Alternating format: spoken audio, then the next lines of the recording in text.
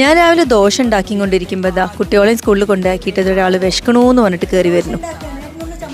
ഞാനൊരു 4 ദോശ ഉണ്ടാക്കുന്ന സമയം കൊണ്ട് ഏട്ടൻ ചമ്മന്തി അരച്ച് ടേബിൾ സെറ്റ് ചെയ്ത് ചായ ഉണ്ടാക്കാനുള്ള പരിപാടികളും തുടങ്ങിയിരിക്കുന്നു.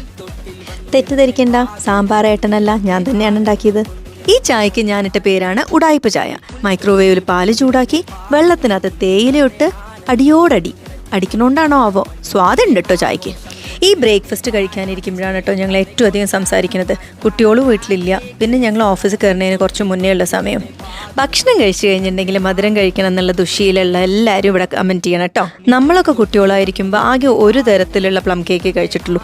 ഇപ്പം എന്തൊക്കെ വെറൈറ്റി പ്ലം കേക്കാല്ലേ. ചക്ക cake, carrot and dates and cashew, rich plum cake, എന്തൊക്കെയാണോ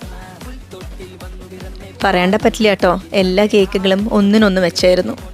ഈ ക്രിസ്മസ് സമയത്ത് നിങ്ങളുടെയൊക്കെ വീടുകളിൽ എന്താണ് സ്പെഷ്യൽ?